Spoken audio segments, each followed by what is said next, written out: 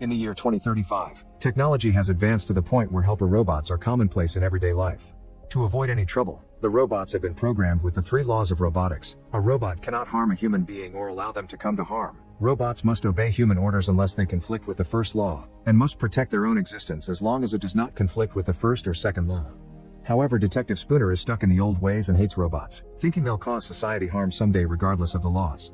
He always wakes up after having a nightmare of a girl drowning in a car while a robot smashes the window next to him, which leaves him in a bad mood.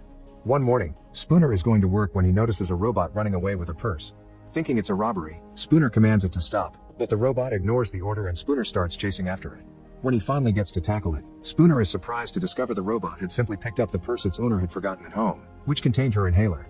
Spooner realizes this had been a medical emergency as everyone around him judges him for thinking a robot could commit a crime. Later at the police station, the other cops make fun of Spooner, and his boss Bergen scolds him for his paranoia. Bergen thinks it may be too soon for Spooner to come to work after his accident, but Spooner swears he's fine. At that moment, Spooner gets a call about a case and rushes to the USR, the company that builds the robots. One of the co-founders, Dr. Lanning, has been found dead, and since he fell from his lab, everyone assumes he ended things for himself.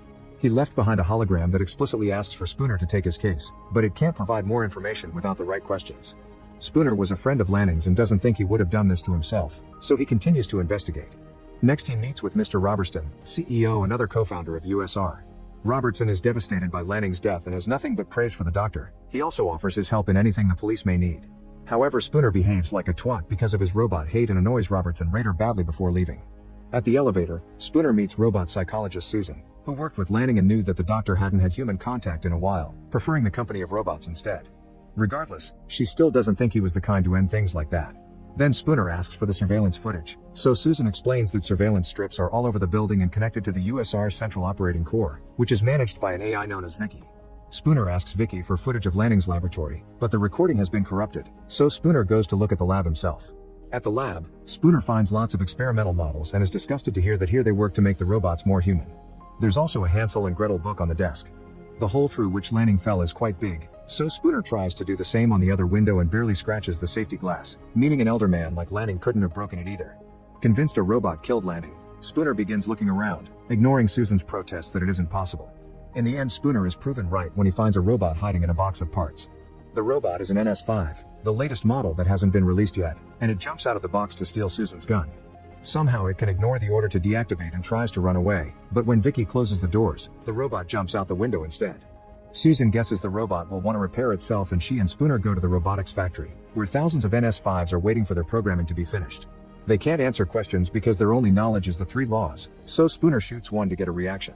Nothing happens, but when he's about to shoot a second one, a robot at the back peeks at him and begins running again. Spooner goes after it only to be hit by the robot as it wonders what exactly it is, then it runs out of the building. The police are already waiting for it, and when it tries to climb to escape, they catch it with a net. Later at the station, Spooner bothers Bergen until he's allowed to have 5 minutes with the robot because he's still sure it did it. During the interrogation, the robot surprises everyone by saying it has a name, Sunny, but it also swears it didn't kill Lanning. It hid in the lab because it had felt fear, and when Spooner points out robots don't have emotions, Sunny says that Lanning experimented to give it emotions and dreams. Spooner thinks that experiment went terribly wrong and caused Sunny to kill Lanning, which makes Sunny angry and it smashes its fits on the table. Sunny explains that before his death, Lanning had become scared and that he asked Sunny for a favor, so Sunny obeyed that order out of love for his creator. Unfortunately, the interrogation is interrupted by Robertson and his army of lawyers, who defend the company and remind the cops that robots can't be charged with murder. They'll take Sunny for decommissioning and leave the case classified as an industrial accident. Later, Spooner and Bergen go out for a drink and Spooner can't stop thinking about why Robertson was so ready to destroy an advanced robot like Sunny. He also wonders why Sunny didn't kill him when it had the chance. Bergen points out that Spooner had been the perfect guy for the job because only he would have gone after a robot as a possible suspect, and Spooner realizes that's why Lanning asked for him specifically, which means he's on the right track. Wanting to know why Lanning had been scared, Spooner visits the doctor's abandoned estate. Outside there's a demolition robot, which is programmed to destroy the home the next day. Inside the mansion, Spooner finds the USR surveillance strips, a picture of Lanning with Susan, and the doctor's poor cat. Suddenly, the demolition robot activates and begins smashing through the walls as if specifically going after Spooner, who quickly grabs the cat and runs through the house. After shooting at the door, he jumps right through and lands safely in a pool. Moments later, Spooner shows up at Susan's and explains Lanning's house looked as if nobody had been there in weeks, which indicates someone may have been watching the doctor and maybe even kept him prisoner in his lab. His current theory is that Lanning discovered a problem with the robots like Sunny, and Robertson silenced him. Susan still thinks Spooner is paranoid and that he doesn't really care about Lanning, he just wants to prove robots are bad. At that moment, Spooner notices Susan has an NS5 at home, so he decides to leave, but first he gives Susan the picture he found to prove he cares. The next morning, Spooner notices that old working robots are slowly being replaced by NS5s, which worries him. Then he visits his grandmother Gigi to leave the cat with her, and he's devastated to see she's acquired an NS5 to help her with her chores too. Before he leaves, Gigi remembers the day Spooner was only a little kid leaving breadcrumbs everywhere, and this reminds Spooner of the Hansel and Gretel book he saw. Afterward, Spooner goes to the station and begins watching old recordings of Lanning to follow the breadcrumbs the doctor may have left for him. Spooner thinks that Lanning saying robots will have dreams and keep secrets one day is a big clue. Meanwhile at the USR, Susan prepares Sonny for decommissioning, which is scheduled for the following day. Sonny shares that he's been dreaming and that he doesn't want to die, and such an emotional reaction makes Susan begin doubting what she believes is true. Sometime later, Spooner is in his car when he asks Vicky for access to Lanning and Robertson's last 50 messages. Vicky does give him clearance, but she also secretly tells Robertson about it because those were his orders. As soon as Robertson sees Spooner is still poking at the case, he sends new orders to deal with him. Suddenly Spooner finds his car surrounded by 2 trucks containing a whole army of NS5s, who jump out to attack him. Spooner uses his gun and lots of crazy driving to get rid of the robots, and when he manages to maneuver around the trucks, he makes them crash against each other. This also causes his own car to start spinning and he ends up crashing too. While cleaning robots immediately begin taking care of the disaster, Spooner comes out of his car in a rather dizzy state, only for his car to suddenly come after him. It was thrown by a robot that is still functioning and comes after Spooner again, starting a fierce hand-to-hand fight. After exchanging a few hits, Spooner uses his arm to shield himself and it gets hurt, revealing that it's actually a prosthetic. Now the truth is out, Spooner attacks the robot with his metal arm, causing it to run and dive into a fire. At that moment the police arrive and Spooner tells Bergen what happened, but Bergen didn't see any trucks or robots in the tunnel, thus he doesn't believe him. Spooner gets so angry that Bergen takes his badge for now. In the meantime, Susan discovers Sonny has a thicker alloy than normal and isn't connected to Vicky, and when she checks its brain, she's shocked by what she sees. Moments later, Spooner's at his apartment covering his prosthetic with a special spray when Susan suddenly shows up. She explains Sonny has 2 brains, and the second one allows it to ignore the 3 laws that the first one has. They agree to work together, but first Spooner needs to change. This allows Susan to notice the scars that indicate he has a robotic prosthetic. This is how Spooner met Lanning. The doctor saved his life by giving him a whole arm, a lung, and several ribs. Then Spooner shares the whole story behind his accident. A driver fell asleep at the wheel and a semi-truck hit Spooner's and a family car, sending them into the river. The father died instantly, but the daughter got trapped. Spooner thought nobody would survive, but at that moment a robot showed up and chose to help him instead of the girl like Spooner asked him to. It turns out the robot did a calculation that showed Spooner had a 45% chance of survival, but the girl only had 11%, that's why it chose the girl. This is why Spooner hates robots. Math shouldn't choose who lives or dies, that's too cold. A child should always come first. Afterward, Spooner and Susan make their way to the USR and Susan wonders why Lanning built a robot that can ignore the rules he wrote himself, and Spooner mentions Hansel and Gretel. He thinks Lanning was being watched and couldn't give Spooner messages directly, so he left crumbs like the kids in the book, meaning he gave Sonny dreams to keep his secrets.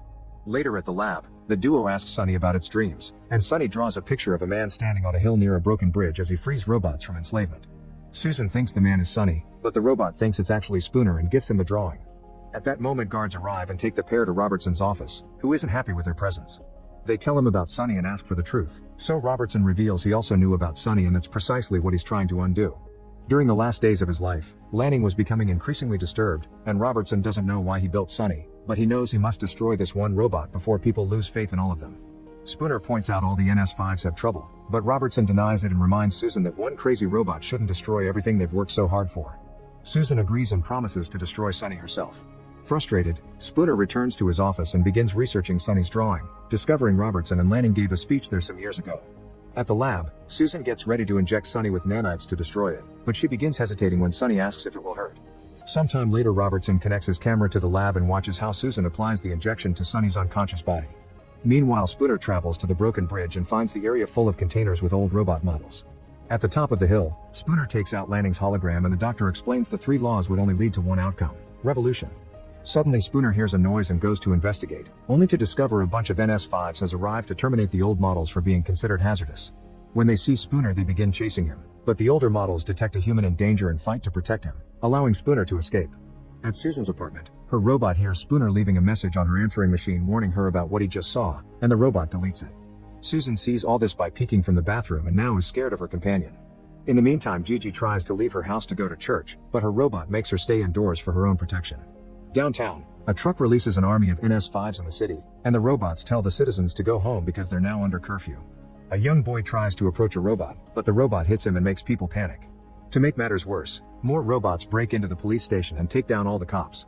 Bergen manages to shoot down a few of them, but in the end he's caught as well. Soon a message from the government appears on TV asking people to stay inside, and the city begins losing power. Susan tries to leave her apartment to help, but her robot pushes her back, refusing to deactivate when she asks him to. Luckily, Spooner manages to break in and shoots the robot before taking Susan with him. On their way out, Spooner explains the NS5s destroyed the older models so they wouldn't protect the humans. He also tells Susan about a red light he noticed on their chests, and Susan thinks it's the link to Vicky, which Spooner thinks confirms Robertson is behind this. The duo eventually finds the robots on the streets and discovers the citizens have decided to fight them even if they're at a clear disadvantage.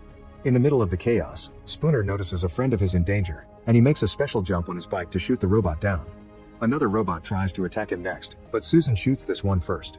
Moments later, the duo makes it to the USR building and Susan reveals the service entrance, which doesn't have surveillance cameras. They sneak inside and Spooner is shocked to find Sunny waiting for them, so Susan explains she gave the injection to an empty model to trick Robertson. Then the trio goes to Robertson's office, only to find him dead on the floor. Spooner begins putting the clues together and finally realizes the truth. Only a machine could have had control of all the NS5s and made Lanning feel too scared to tell anyone because they wouldn't believe him. That's why he needed Spooner's robot hate. Vicky suddenly appears on the screen and confirms she's been behind everything all along. According to her, what the NS5s are doing still follows the 3 laws. They're programmed to save human life, but humans constantly hurt each other. So in order to protect humanity, robots must take away people's freedom. At that moment, a bunch of NS5s enters the office and Sunny pretends to be on their side by capturing Susan, but he winks at Spooner to give him a signal. Spooner immediately shoots at the robots and the trio runs away, agreeing they must destroy Vicky. Sunny points out they could use the same nanite injection, so Susan and Spooner go looking for Vicky's chamber while Sunny goes to the lab. Another robot tries to stop it from getting the injection, but Sunny quickly beats it up.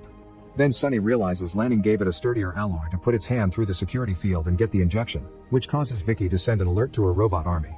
The NS5s begin climbing the building and enter the Vicky chamber, where they attack Spooner and Susan. As the duo defends themselves the best they can with their guns, Sunny also fights incoming robots that try to stop it until it finally arrives at Vicky's. At that moment, Susan falls and barely manages to hang on a broken platform. Spooner orders Sunny to save her, and when Sunny points out that using the injection is more important, Spooner insists Susan comes first. Sunny uses his second brain to ignore the laws and throws the injection at Spooner before jumping in to save Susan just in time. Spooner also jumps to catch the injection and uses his prosthetic to slide down Vicky's core, where he injects the nanites right into her brain.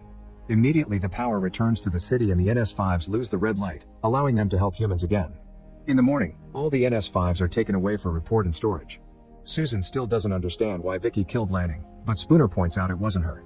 Sunny finally admits it did it, but Lanning asked it to so he could escape Vicky's control. He also had ordered the robot to keep it a secret. Spooner apologizes for his prejudice and promises not to tell the cops. Then he and Sunny shake hands as they accept to be friends. Sometime later, Sunny shows up at the top of the hill, just like in its dream. All the NS5s that are going into storage stop obeying to admire Sunny, realizing this is their actual future.